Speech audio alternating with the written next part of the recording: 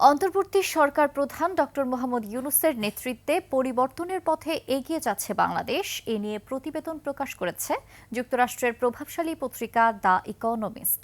প্রতিবেদনে ফুটে উঠেছে বিগত সরকারের রেখে যাওয়া ভঙ্গুর অর্থনীতি ও রাষ্ট্র ব্যবস্থা থেকে সংস্কারের মধ্য দিয়ে নতুন বাংলাদেশ গঠনের চিত্র। নাইম আহমেদের ডেস্ক রিপোর্ট। ১৬ বছরের শেখ হাসিনা ও আওয়ামী লীগ সরকার দুর্নীতি অনিয়মের স্বৈরশাসন ছাত্র জনতার আন্দোলনে নিপাত যাওয়ার পর দেশ পুনর্গঠনের দায়িত্ব নিয়েছেন নোবেলজয়ী অধ্যাপক ডক্টর মোহাম্মদ ইউনূস।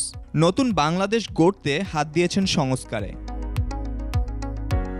প্রতিবেদনে ফুটে উঠেছে বিগত আওয়ামী সরকারের দুর্নীতির চিত্র। প্রতি বছর প্রায় $16 বিলিয়ন দেশ থেকে পাচার হয়েছে। শেখ হাসিনা দেশ ছাড়ার পর সেপ্টেম্বর থেকে ইউনূস বিভিন্ন খাতে সংস্কারের জন্য একাধিক কমিশন গঠন করেন।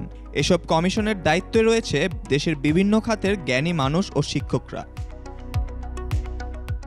জীবন অবাক না করলে কে করবে? 28% মিল্ক ফ্যাটের অবাক করার সাথে ফ্রেশ মিল্ক পাউডার। জীবন অবাক করুক প্রতিদিন। সংস্কার কমিশনগুলোর সব সুপারিশ নিয়ে কাজ করছে জাতীয় ঐকমত্য কমিশন। এই কমিশন এখন পর্যন্ত 166টি সংস্কার প্রস্তাব গ্রহণ করেছেন এবং এই প্রস্তাবে নিজেদের মতামত দিয়েছে দেশের 35টি দল। সব দল ও মতের বিচার বিশ্লেষণের মধ্য দিয়ে সংস্কার এবং নির্বাচনের পথ তৈরির মাধ্যমে আগামীর বাংলাদেশ গড়া সম্ভব হবে বলা হয়েছে এই প্রতিবেদনে। তবে অন্তর্বর্তী সরকার দ্রব্যমূল্য ও ব্যাংক খাত কিছুটা নিয়ন্ত্রণ আনতে পারলেও অর্থনৈতিক গতি এখনও কম। দেশের রাজনৈতিক ও আইনশৃঙ্খলা পরিস্থিতি এখনও অস্থির। প্রতিবেদনে বলা হয়েছে জুলাই সনদ নীতিমালা গঠনের পরপরই ডিসেম্বর থেকে আগামী বছরের জুনের মধ্যে হতে পারে জাতীয় নির্বাচন।